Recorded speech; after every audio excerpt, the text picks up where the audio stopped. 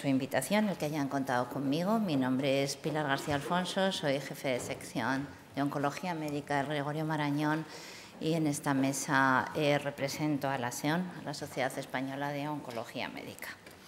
Vamos a empezar por uno de los puntos más interesantes con los que podemos trabajar para la prevención del cáncer colorectal, que son los factores de riesgo genético. Y para ello contamos con un ponente de excepción, el doctor José Luis Martín, que corresponde al servicio de digestivo de Granada y que además es profesor de la Universidad de Granada. Y bueno, te doy la palabra, José Luis, adelante. Buenos días. Me toca abrir fuego. Me llamo José Luis Martín, vengo de Granada, soy profesor de la facultad y soy digestólogo. No soy un especialista en factores genéticos. Quiero empezar agradeciendo a la Alianza su amable invitación y a mi compañera, y he visto la verdadera inquietud que hay por el problema de cáncer de colon en el que trabajo habitualmente. Digo que no soy genetista, que no soy un especialista en genética, pero que trabajo en ello. Trabajo con mis pacientes, soy un médico clínico, veo pacientes todos los días y coordino de alguna forma una unidad encaminada a la prevención, porque me dedico básicamente, entre otras cosas, a consejo genético y a llevar una consulta que hemos denominado de alto riesgo, es decir, una consulta que quiere responder a preguntas sobre cuestiones genéticas y cáncer de colon. Bueno, espero no defraudar lo que voy a poner aquí. Tiene información alguna pesada y otra más digerible, pero espero que lleguemos a un entendimiento sobre lo que yo quiero transmitiros, sobre lo que trabajamos y hacemos en la genética y en el cáncer. Yo empezaría diciendo algo que es, por evidente, se olvida. El cáncer es una enfermedad genética. El cáncer, en general, es un problema genético. Lo es. Y el cáncer de colon es una enfermedad genética, evidentemente, porque es un cáncer. Y hay una serie de alteraciones que son las que hacen que una célula olvide su obligación de ser una célula normal y se convierte en una célula monstruosa, en un cáncer. Y eso sabemos que ocurre porque una serie de genes, bien identificados recientemente, tienen una serie de alteraciones. Y sabemos que el cáncer ocurre porque aparecen, como veis, varias mutaciones sucesivas en unos genes que regulan el ciclo celular, es decir, genes que se encargan de que todo vaya bien, que las células se repliquen en orden, se adapten al tejido donde están, funcionen y se mueran cuando deban morirse. Así de fácil y de difícil. Estos genes que se han identificado pertenecen a unos grupos varios, pero hay tres a destacar. Los llamados oncogenes, un representante de ellos el KRAS, bien estudiado y conocido, que se encarga de coordinar y controlar el crecimiento, multiplicación y la vitalidad de las células. Otro grupo de genes muy interesantes, que hablaremos de ellos en unos minutos, corresponden a un grupo llamado de genes supresores de tumores, que se encargan de eso, de evitar que los genes se desmadren, que las células se desmadren.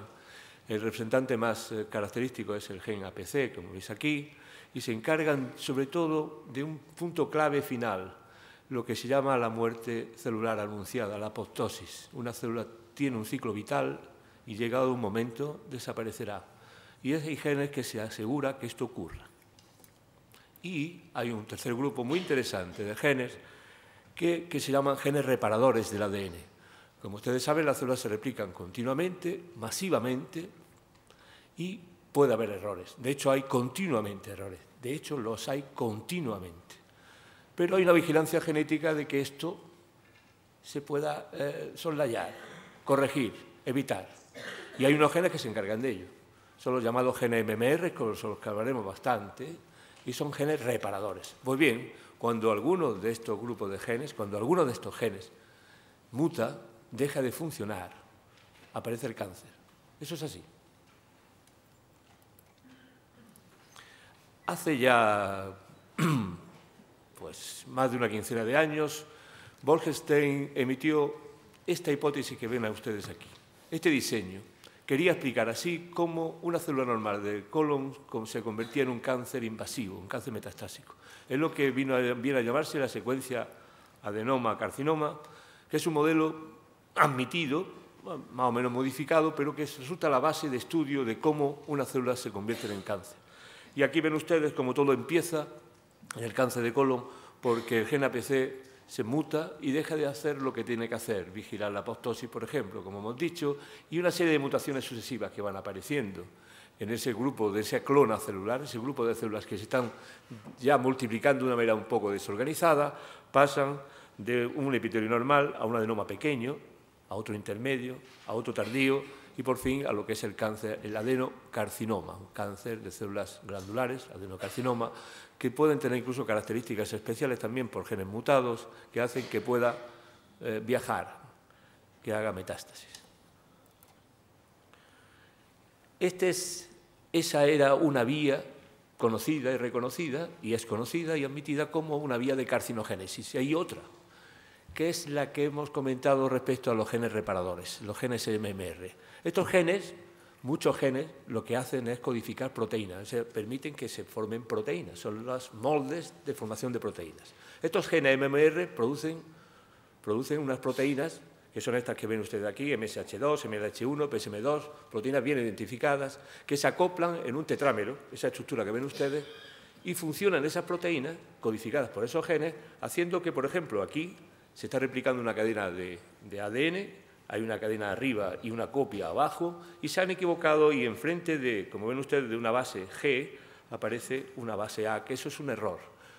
Estos genes, esas proteínas, lo que hacen es hacer esto, funcionan y cambian la base equivocada por la base correcta. Eso es lo que hacen continuamente.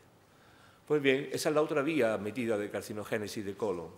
Esos genes reparadores no reparan y ese error se mantiene. Y otro, empiezan a acumularse errores. Y esa es la otra vía admitida de aparición del cáncer. Acumulación de errores no controlados. Bueno, estas mutaciones del cáncer de colon pueden ser en general, se admite que son, como se admite toda la carcinogénesis en general, mutaciones adquiridas que aparecen durante la vida del sujeto y que afectan solo a una línea celular.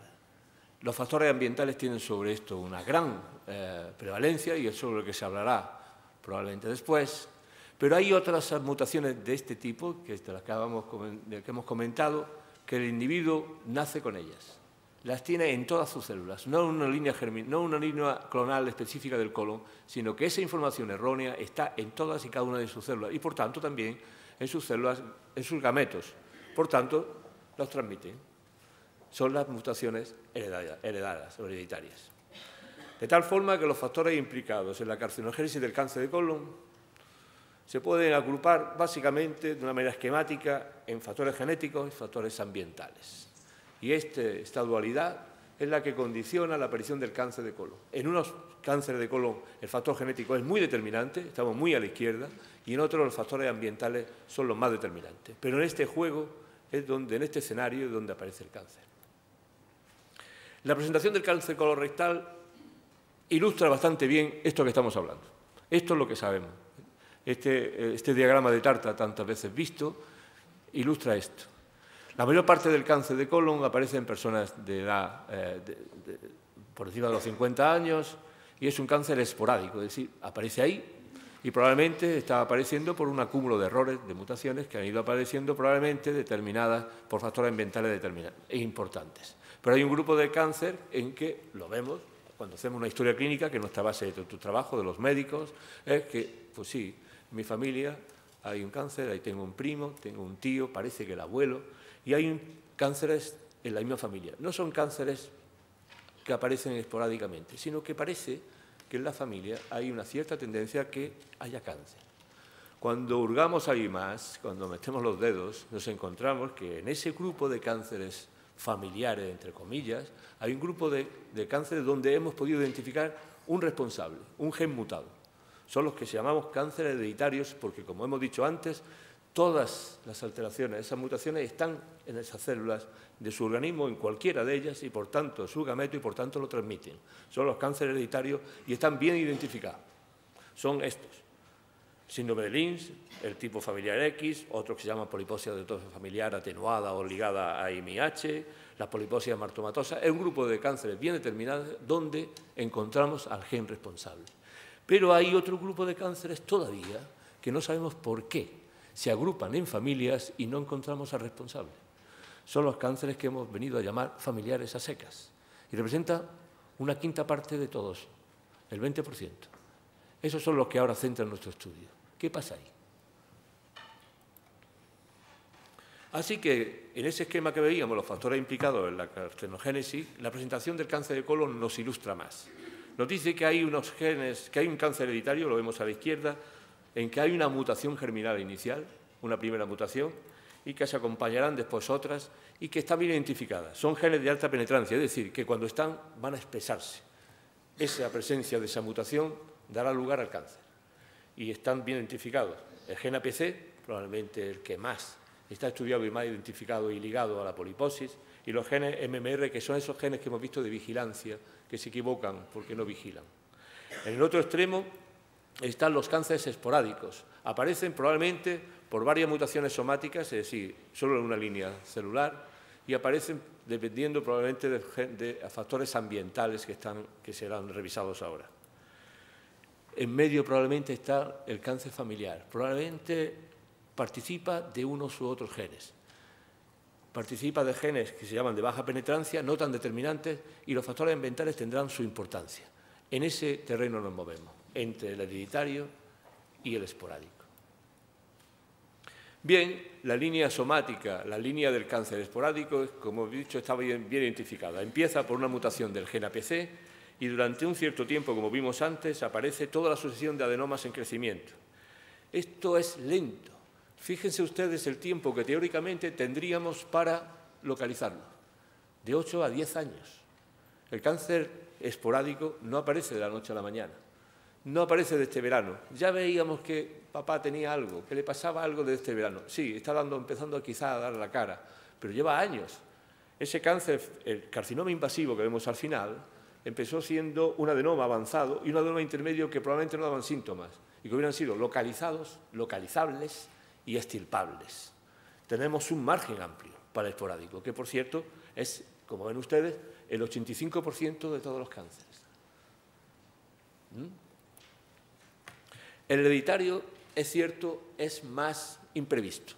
No porque sea imprevisto, es tampoco previsto que nace uno con sus genes mutados, pero da menos sintomatología porque su crecimiento es mucho más rápido y es peculiar, como ahora veremos. Eso se puede definir como que es una proliferación de células con un crecimiento autónomo porque hay una alteración, como hemos dicho, heredada, que después adquiere otra en el curso de la vida y se desarrolla el cáncer. De esta forma, y no quiero entrar en tablas ni aburrimientos, hay una lista conocida por todos los que nos dedicamos a esto de cánceres hereditarios con un gen asociado bien identificado. Ahí ven ustedes los genes, desde el APC, responsable de la poliposia adenomatosa familiar, y abajo los genes MMR, que son el MLH1, MHC2, entre otros, responsables del síndrome de Lynch y del que ahora hablaremos. Bien, aquí en el cáncer hereditario, por tanto, sentando bases, tenemos genes mutados conocidos, desarrollo de cáncer sindrómico conocido. Esta es la hipótesis que hoy barajamos, la hipótesis llamada de los dos golpes, en que en los somáticos, en los esporádicos, aparece una serie de mutaciones, una y otra, y en el cáncer hereditario, parecido de alguna forma, las células ya vienen con un daño heredado. Un segundo daño aparecerá el cáncer. Esta es la hipótesis de los dos golpes. Vamos a hablar de algunos de esos. La poliposia adenomatosa familiar es conocida por todos. Aparece por una alteración del gen APC que está en el cromosoma 5 y muta. El paciente tiene centenares de pólipos que ya aparecen sobre los años, cuando tiene el paciente alrededor de los 20 años. Y la probabilidad de hacer cáncer es del 100% porque ya tiene una acumulación, hay miles de pólipos y un segundo evento que es relativamente frecuente permitirá que alguno de ellos, imposible controlarlos todos, desarrolle cáncer. Por eso su tratamiento no puede ser eliminar un pólipo, es imposible vigilar estos centenares de pólipos y por eso su tratamiento es la colectomía. Se hereda de forma dominante. ¿Qué significa eso? Que el paciente afectado, en este caso el padre afectado, hará que su descendencia en un 50%, según la herencia mendeliana, que es una herencia conocida por todos, la mitad de su descendencia probablemente tendrá afección.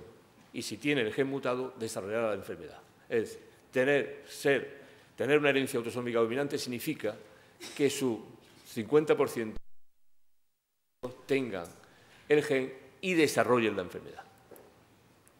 Hay una atenuada, una poliposia atenuada, y hay otra ligada al gen IMH que tiene una herencia recesiva. ¿Qué es eso? La herencia recesiva es que para que desarrolle la enfermedad necesita un gen alterado del padre, un gen alterado de la madre. Si no se encuentran los dos genes, no se desarrolla la enfermedad. Ese es el concepto de recesión sobre la dominación. Bien, ¿qué pasa? Pues que no todo el mundo que tiene ese gen desarrolla la enfermedad porque es recesiva y pueden transmitirlo de unos a otros o no. Para que ocurra tienen que aparecer los dos. Quiero hablarle ahora de un síndrome conocido por todos ustedes que centra nuestra atención por sustancias especiales. Ya en el año 66, Lynch publicó una serie de familias que encontraba que tenían cáncer de forma aparentemente dominante, porque la mitad de las generaciones sucesivas iban apareciendo un cáncer de colon. Ese cáncer de colon, que no estaba ligado a la poliposis, que no era como esta, que era claro que se le daba porque se veía, se vino a llamar cáncer colorectal hereditario no polipósico, CCHNP, pero hoy se le conoce más por quien lo describió inicialmente, por Lynch, que vive todavía, el síndrome de Lynch. Este cáncer es un poco especial.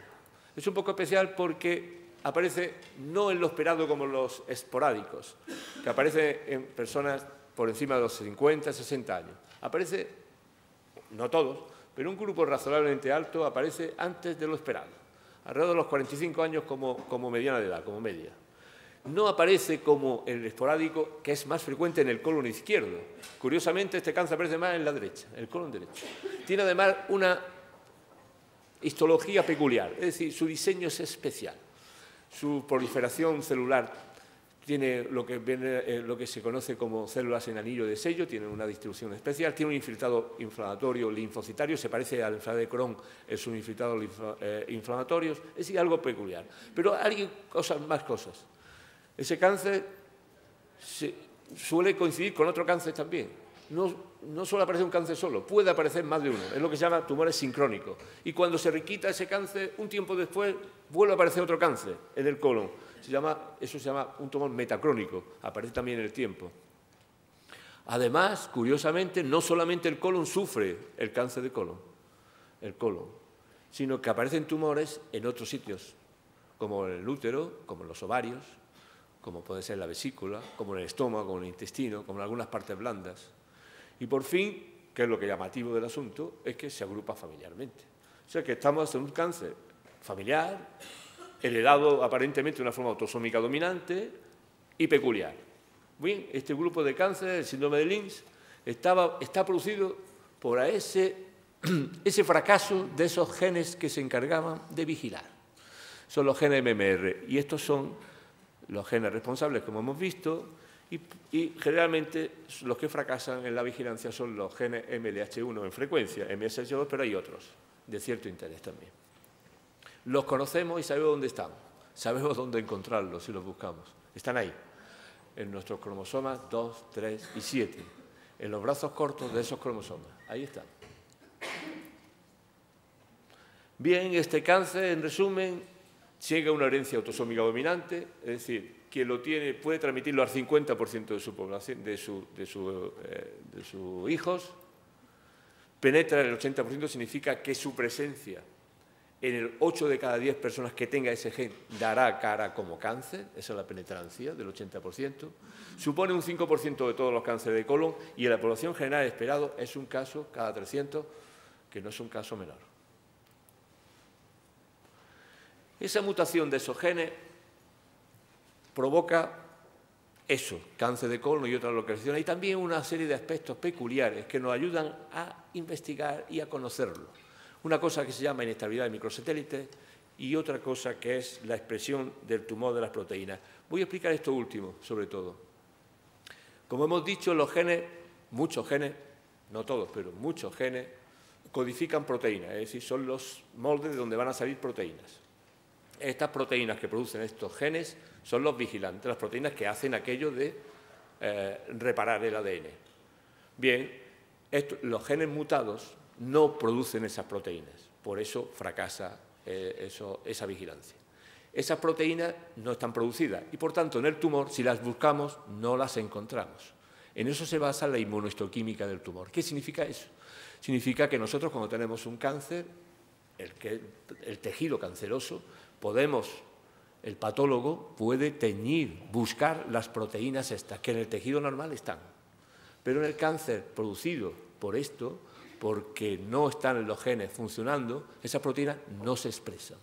Por eso la inmunohistoquímica, que es teñir el tejido, no es capaz de ver esas proteínas cuando se trata de un cáncer de síndrome de Lynch. En eso se basa el método de inmunohistoquímica que tanto se oye.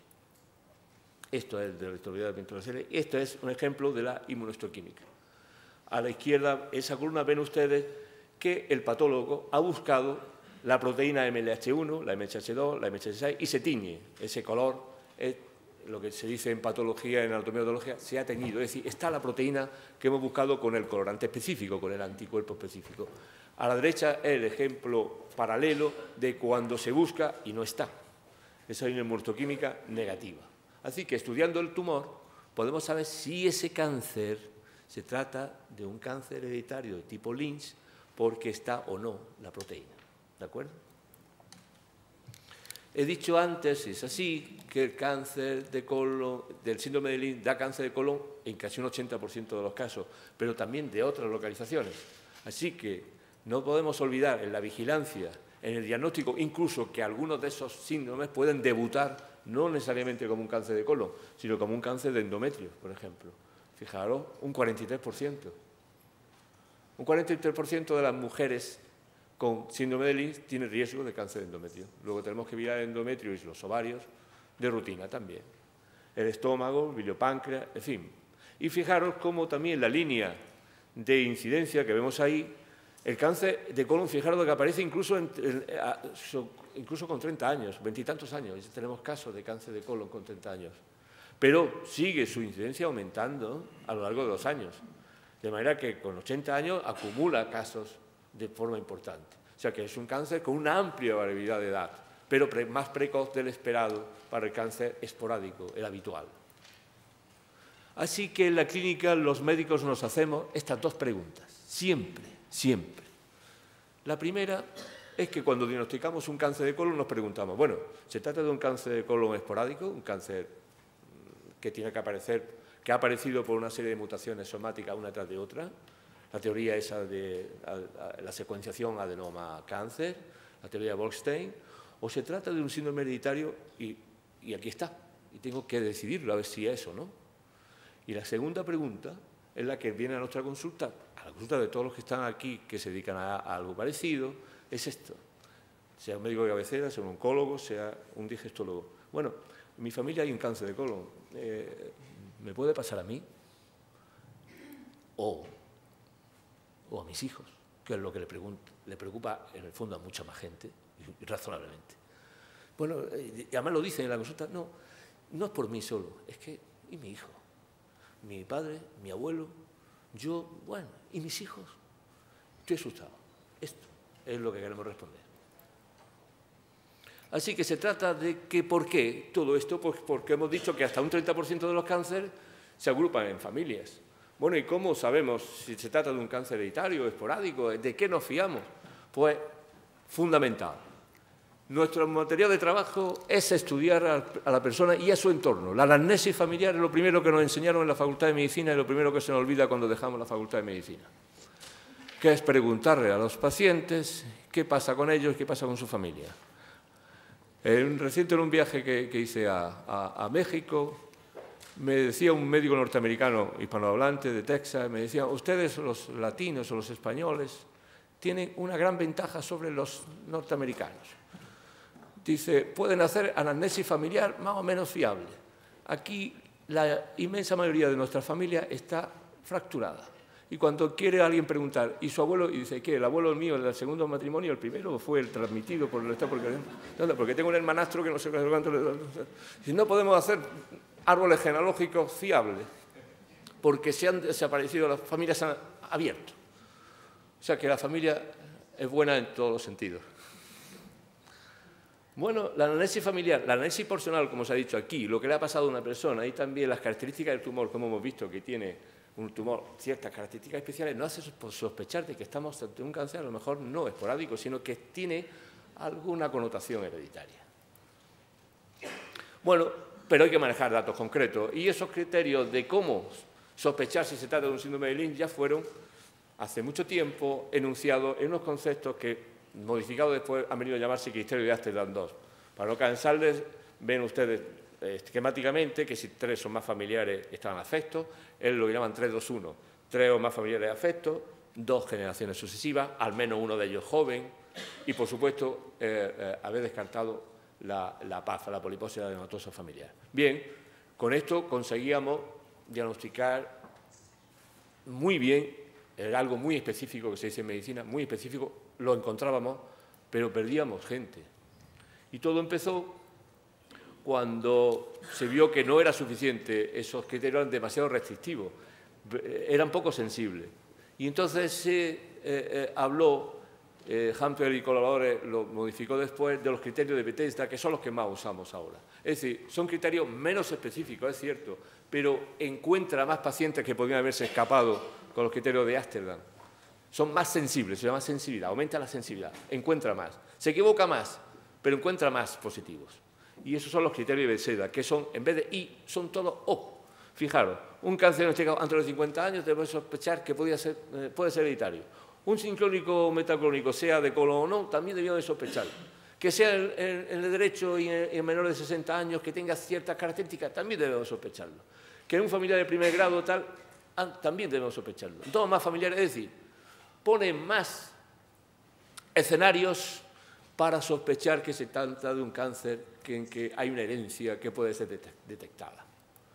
Así que incluso hay algoritmos matemáticos que han triunfado y están triunfando porque facilitan mucho las cosas al médico cuando se encuentra con un caso y entonces tiene datos, pregunta y va tomando datos que básicamente lo que hace es estima las probabilidades, son modelos matemáticos de estimación, de que ocurran o no, concurran y representen un cáncer familiar. Esas posibilidades pues, son referentes a acceso, en la edad, el grado de parentesco del cáncer en cuestión, que existan cáncer asociado o no, y claro, todo eso tiene un peso matemático. Y eso se puede consultar en la web. Es libre, está de apertura libre. Cualquier ciudadano y cualquier médico lo usamos también. Modelos como el PREN, este que acabamos de ver, hay varios, este es muy interesante. El cuestionario carga uno en la red y directamente empieza a preguntar. ¿Es el cáncer? ¿Tiene la edad del paciente? Tanto. ¿Tiene antecedentes de primer grado? Sí. ¿De segundo grado? ¿Cuántos? Tal. Y todo eso al final hace un modelo matemático con presión, con una carga estadística distinta y aparece al final un riesgo. Hay un riesgo de que lo sea. Cuando ese riesgo es positivo, se dice así, entramos en la fase de sospecha y pasamos al grado siguiente. ¿Cuál es el grado siguiente? Pues cuando tenemos cierta sospecha potente por Amsterdam, por los criterios ESO o por el PRIN, lo que tenemos que hacer es estudiar el tumor. ¿Qué hacemos en el tumor? Vemos esas características que nos chivataban que podía ser un tumor hereditario. La estabilidad de microsatélite, una cuestión histológica un poco compleja de explicar, y sobre todo la inmunohistoquímica que se ha erigido, tiene la equivalencia una u otra suficiente, y que nos permite además decir el gen mutado. Porque claro, si no encontramos la proteína MLH1, el que está mutado es el gen MLH1 que no provoca su proteína. Si no encontramos la proteína MSH6 es porque el gen MSH6 no funciona, está mutado. O sea que la inmunohistoquímica tiene en sí encima la bonanza de que tiene información directa sobre el gen que tenemos que buscar. Bueno, hemos encontrado en el tumor, imaginaros una mutación. ¿Qué hacemos ahora? Pues ver, esa mutación está en el tumor, pero está en todas las células de su organismo. O sea que podemos estudiar en cualquier célula de su cuerpo, podemos estudiar el cromosoma, el 2, el 3 o el 7, donde está ubicado, y ver si efectivamente ahí está la mutación. Es decir, hacemos una mutación en en células de su organismo. Normalmente utilizamos el leucocito. Se utiliza el leucocito porque nos proporciona, es una muestra fácil de obtener y aporta gran número de células para estudio. Y una vez que confirmamos esa mutación, el estudio genético de la familia es evidente. Estudiamos el primer grado, como decía un compañero mío, en bendición, primero, padres, hermanos e hijos. Sí, le hacía así a la enfermera, este señor entra en el estudio. Bueno, ¿cómo conseguiríamos la máxima sensibilidad? Es decir, ¿cómo encontraríamos todos los cánceres hereditarios? Sin duda, evidentemente estudiando todos los tumores que llegan a un hospital. Aquí se ha hablado de una gran cantidad de tumores en un hospital como este o como el mío de Granada, donde vemos muchos pacientes y teníamos que estudiar todos los tumores o, si no están disponibles inmediatamente, a todos los pacientes. Eso probablemente supone un coste, yo no voy a entrar en ello, pero está en discusión ahora, porque estamos en una época razonable de coste-beneficio.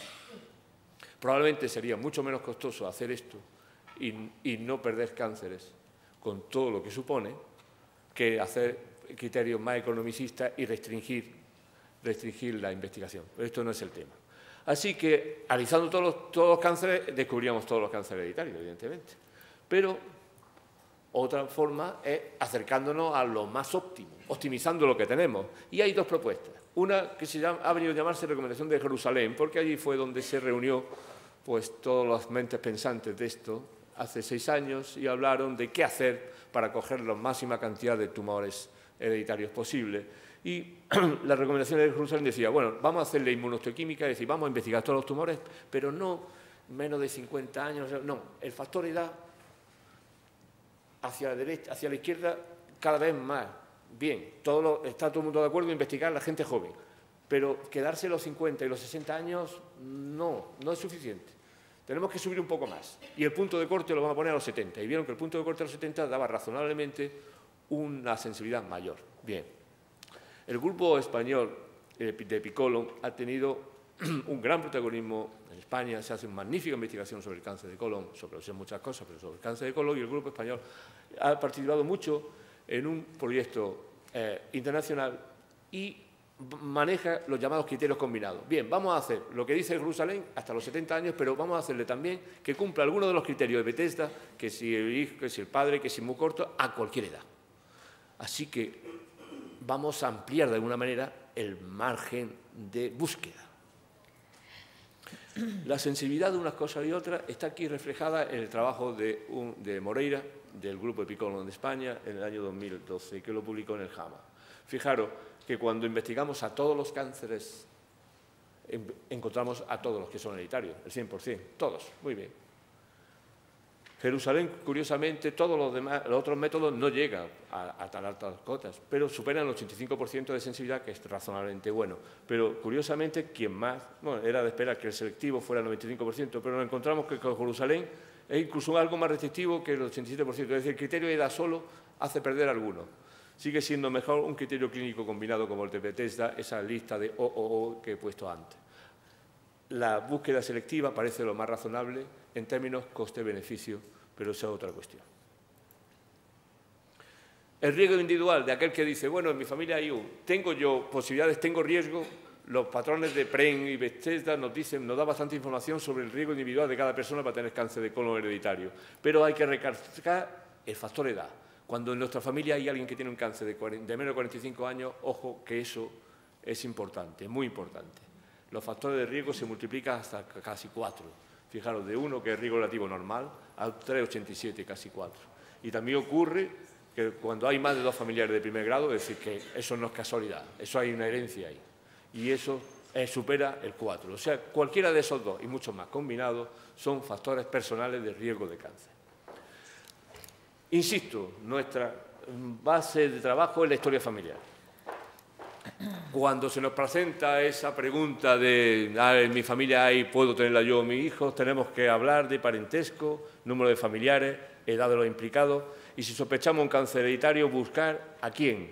Buscamos al caso guía. ¿Quién es el caso guía? El familiar más cercano a nosotros que tiene tumor. y buscar información sobre ese tumor y sobre ese paciente. Si tiene el tumor disponible, no, es que se operó hace 15 años en un hospital que no sé dónde y tal. Él vive, si vive, hacerle a él el estudio genético. Teniendo el estudio genético ya tenemos la primera mancha de aceite. Ese es el caso guía.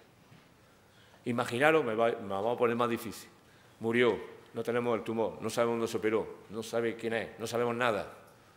Pues si las guías que hemos dicho antes de Bethesda o los PREN que se puede utilizar también para los familiares, así nos dicen que el riesgo es suficiente, podemos solucionar directamente el estudio genético. Hoy podemos hacerlo. ¿Y qué hacemos con esta gente que tiene riesgo? No tiene cáncer, pero hemos encontrado un gen mutado. Vigilarlo. Colonoscopia de calidad cada 1 o 2 años, pero también de otras cosas. Acordaros, endometrio, tejido blando, el riesgo se extiende a otras partes del cuerpo. No se hace un seguimiento tan exhaustivo porque el cáncer del colon, quien marca el riesgo mayor, pero hay otros riesgos en otros tejidos, en otros órganos que tenemos que vigilar. ¿Qué retos actuales tenemos en esta investigación genética en el día a día? ¿En qué nos basamos? Pues en algo que ahora explicaremos, llamado síndrome X, en el cáncer familiar, y la mutación de significado desconocido. Fijaros en esto de la mutación de significado desconocido, ¿a qué viene? Cada vez podemos encontrar más mutaciones porque tenemos mejores métodos de investigación. Hay muchas mutaciones en nuestras células. Continuamente tenemos errores. Y si investigamos a cada uno de nosotros, tendremos muchísimas, centenares probablemente de mutaciones, pero la mayoría de ellas son inocentes, en el sentido de que son mutaciones de genes que no dicen nada, es decir, que están ahí sin expresión, porque no todos los genes se expresan, o que su expresión está cortada por el alelo contrario, es decir, hay un gen que le dice, no te metas en nada, tú no tienes nada que hacer. Y hay otras, sin embargo, que estamos encontrando en sitios claves que hoy no sabemos qué son. Son las de significado desconocido. Estudios posteriores, clínicos, de base de datos internacional, que combinamos datos de un sitio u otro, nuestra propia experiencia con la familia, hace que cada vez según van saliendo mutaciones de significado desconocido, las pongamos como inocentes, para decirlo de alguna forma, o probablemente patogénicas. Y así los grupos de trabajo que hacemos de esto, por ejemplo como el nuestro, pues vamos publicando, vamos sacando a la luz a una base de datos que ya tiene más de 200 mutaciones conocidas como patogénicas y vamos sacando datos, los publicamos y se incluyen dentro de esa base. Pero hay pegas, como todo. Hay gente que cumple los criterios de aquello, esto parece un cáncer hereditario, pero lo estudiamos y no encontramos ningún gen responsable. Gente que cumple los criterios de Amsterdam, es decir, que parece evidente que hay ahí algo. Además, los criterios de Amsterdam que son muy restrictivos, pero que la presión, digamos, familiar parece evidente. Y a eso le hemos llamado síndrome X. El nombre no puede ser más desafortunado, evidentemente, porque llamarse algo síndrome X pues, es como reconocer públicamente pues, que no sabemos de lo que estamos hablando. Y es que no sabemos de lo que estamos hablando. Pero hay un grupo de pacientes, probablemente más numeroso que el síndrome de Lynch, que cumple criterios clínicos de Lynch, pero que haciendo el estudio mutacional no encontramos alteraciones. Es una entidad diferente, probablemente, más prevalente. Hay más gente con síndrome X que con síndrome de Lynch, curiosamente. Pero es cierto que el riesgo de desarrollar cáncer es menor. Y que no se acompaña de cánceres fuera del colon. Es un grupo en el que estamos estudiando, porque nos interesa mucho, lógicamente, la prevalencia es mayor incluso que de Lynch, que hay agrupaciones familiares con criterios de herencia claros y estudiamos el panel genético y no hay nada. Tanto es así que los vigilamos, hay que vigilarlo. Cada 1 o 2 años no parece y se ha propuesto, es un consenso, estudiar a esta población cada 3 años al menos. Después está ese grupo numeroso también, que es nada más ni menos que vimos del 20% de gente que no cumple el criterio de Amsterdam, es cierto, pero que en la propia familia aparecen cánceres, que tiene que haber algo, pero no sabemos qué es. Es el grupo de cáncer familiar, 20%, que seguimos investigando a ver qué pasa. Es probable, como vimos antes, que las mutaciones genéticas esas que llamamos de baja penetrancia, mutaciones todavía no bien definidas, de baja penetrancia, no tienen mucha fuerza, el que haya varias, el orden de aparición, algo tiene que haber ahí, más factor ambiental o más sensibilidad a los factores ambientales que ahora se hablarán lo que sea, hace que haya gente predispuesta y que necesite un empujón importante, y que ese empujón, el ambiente, lo que sea, se lo da. Y se agrupa en familias porque a lo mejor esas familias están expuestas ambientalmente más a ese empujón en grupo, por vivir cerca o por tener algunas características comunes. No lo sabemos. Estos son algunos de los genes que están propuestos de baja penetrancia y responsables de esto.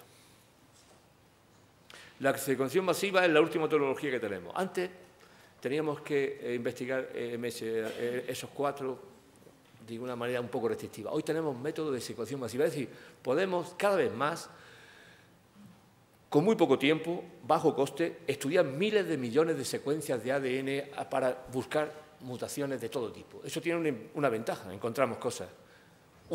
Otra desventaja, encontramos cosas.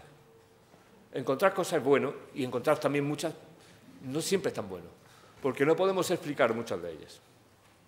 Bien, esta es la tecnología en tan amplio desarrollo y nosotros utilizamos, por ejemplo, en nuestro medio, y es muy habitual utilizar este panel en el cáncer de colon de 16 genes que estudiamos sistemáticamente respecto al cáncer de colon. Aquí los veis.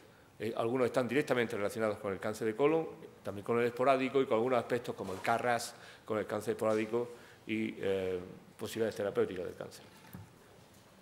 Estoy acabando. Todo esto nos lleva a hacer consultas como las que todos nos gustaría tener y que se están desarrollando, de consejo genético y consultas de alto riesgo, donde podemos informar, difundir, investigar. En definitiva, esto que os he expuesto nos lleva a justificar que existan unidades dirigidas de aspecto multidisciplinar. Mucha gente participa en esto bien coordinada. Estas son las unidades de riesgo y de consejo genético, básicas en nuestro quehacer diario, y que se ha dicho aquí hoy, todos estos esfuerzos, lo sabemos, son coste efectivos, es decir, el rendimiento supera con mucho la inversión. Termino. Nos basamos en nuestro quehacer diario en hacer colonoscopias de calidad cuando vigilamos a nuestros pacientes, en fomentar el consejo genético, que es la base de toda esta información. Y nuestro trabajo está ahí, en una historia clínica. Los médicos debemos volver a la historia clínica, nos dice muchísimas cosas. Es lo que más nos dice. Y muchas gracias por atenderme.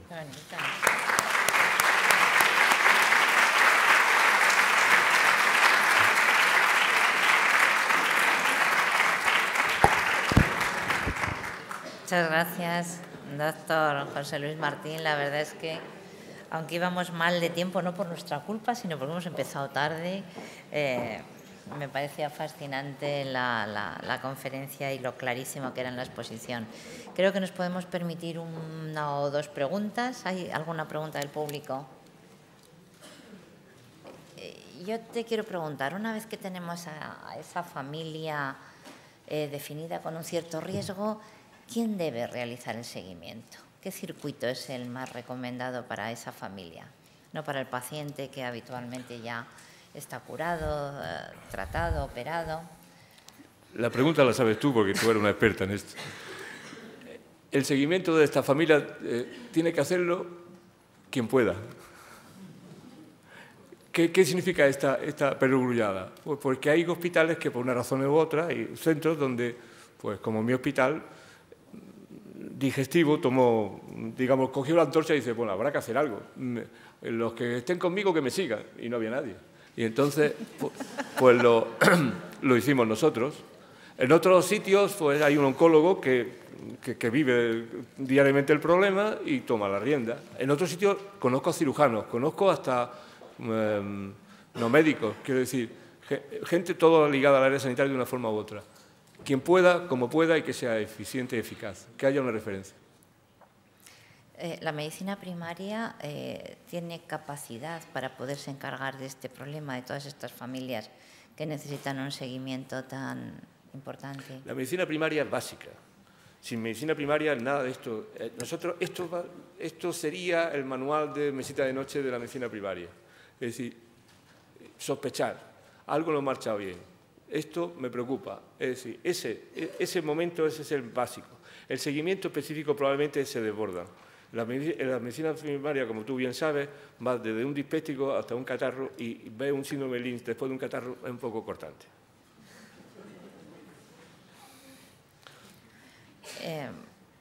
Esas colonoscopias de calidad,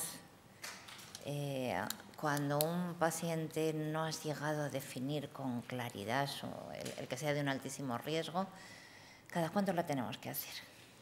Si es un síndrome de Lynch, yo la haría cada año, año y medio, sin duda. Si es un síndrome que ya sabe, todo esto que están ustedes que he propuesto está protocolizado. Esto no es que se nos ocurra cada día cuando alguien llega allí y dice, vamos a hacer la próxima colonoscopia, vamos a ver. El año que viene, los Juegos Olímpicos, no, esto tiene un protocolo. Esto se sigue por una guía para no perdernos y para hacer todo lo mismo, es evidente.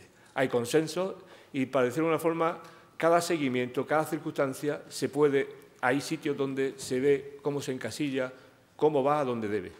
Hay cronología prevista para todas estas cosas.